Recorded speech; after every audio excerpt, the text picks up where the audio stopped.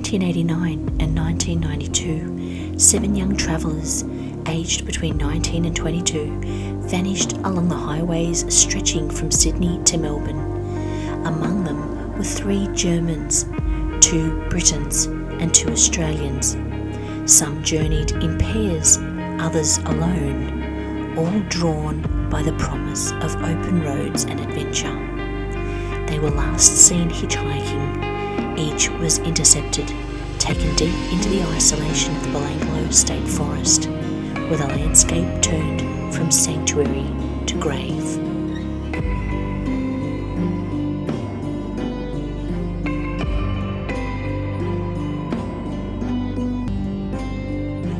A young man, a life full of possibilities, takes a holiday backpacking in Australia.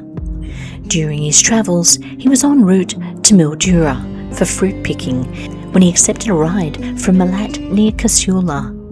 That decision nearly cost him his life. His account became the cornerstone of Milat's conviction. This is the Backpacker Killer series with Belanglo Rituals of the Lost, Episode 4, The Hunt.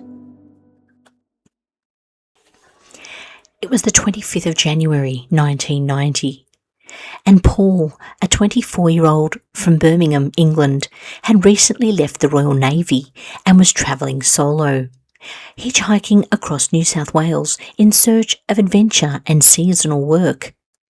It was summer. He stood on the Hume Highway in the searing heat, carrying a small backpack with a Sony Walkman, a camera and clothing. Paul is cautious like Simone, but it's a long way to Mildura.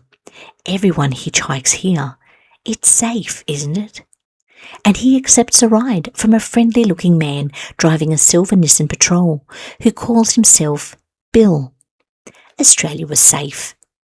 It wasn't. Not for backpackers ever again. Friendly Bill. Outside a small shopping centre, a muscular man with a Zapata-style moustache approaches and asks, "You need a lift?" Bill was 40-something with dark hair, a mo like that Australian cricketer Murph Hughes. Aussies are all right. Then he notices things. At first, the ride seemed normal. The conversation was casual. They chatted about backgrounds. Bill claimed to work on roads, was divorced and from a Yugoslavian family. But as they drove south along the Hume Highway toward the Belanglo State Forest, Paul began to feel uneasy. The red flags. As they drove, Milat's demeanour changed, or Bill. He became aggressive, launching into racist rants, talking about immigration, about control, and then falling silent. Paul noticed a cassette box between the seats containing a gun and other suspicious items, and a machete in the door pocket. Bill checks the mirror often, a little too often. Paul was beginning to wonder, who is this guy? This behaviour struck him as suspicious and added to his growing unease. The setup. They leave the highway. The trees close in. After passing Mittagong, Milat pulls over near Belanglo State Forest, claiming he needs to retrieve tapes from the boot. Paul grew alarmed. There were already plenty of tapes visible. And Bill, Milat, his behaviour was increasingly strange. He got out and opened the rear of the vehicle. When he returned, he was holding a revolver and a length of rope, telling Paul, "This is a robbery." At gunpoint, Milat attempts to tie Paul up, and in a split-second decision, Paul says, based on the fear that once he's tied up, Milat could do anything to him. Paul made his escape, undid his seatbelt, opens the door and runs yelling for help down the highway. The chase. Milat so confident, so sure, is shocked that Paul ran. He must not get away. Paul recalled hearing at least one gunshot as Milat tried to stop him. Zigzagging across the highway, Milat's pursuit was frantic and aggressive. He didn't hesitate to use the weapon. The gun goes off, a jolt, a shock. Like a rabbit being stalked, Milat doesn't stop. Paul runs down the highway for his life and flags down a passing motorist. The escape and the woman who stopped the car. Paul flags down a passing car. The driver slows, confused at what is happening before her eyes. It is a grandmother behind the wheel, driving her sister and 5 children down the Hume Highway. She wasn't a detective. She wasn't armed. She was at the right time at the right place for Paul, and she stopped the car. On that same fateful day, Joanne Berry was driving her sister and 5 children along the Hume Highway near Belanglo State Forest. Joanne, a grandmother from Canberra, sees 2 men wrestling in the middle of the road. One is Paul Onions and the other is Ivan Milat. Suddenly, Milat has a gun. Paul is running. Cars were swerving around the struggle, and Berry had to quickly assess the situation. She hesitates. She has seconds to decide before she passes him completely. Was the young man in danger, or had the man with the moustache and the bulldog build been robbed? The young man yells through the window as Joanne slows to him. "Help me, he's got a gun." She trusted her instincts and opened the door. She let Paul squeeze in and sped away from the scene, leaving Milat behind, driving Paul directly to the police station for his safety and those inside her car. Milat reportedly sped off with a stupid grin on his face, a detail Paul said haunted him for years.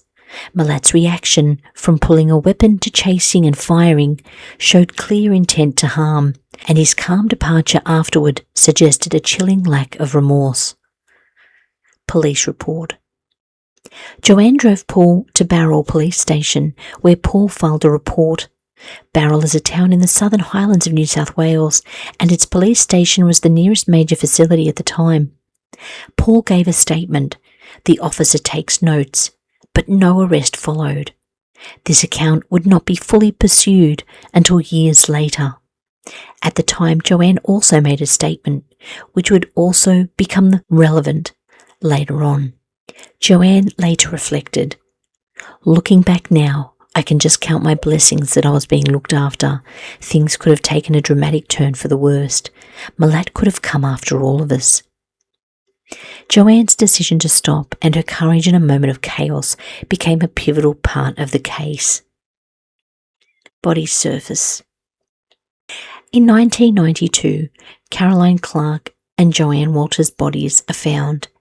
As we go back to episode 1, then Deborah and James with episode 3, and days later, Task Force Air is formed after forensic links to the victims, combining forensic evidence, missing persons reports, and behavioural analysis.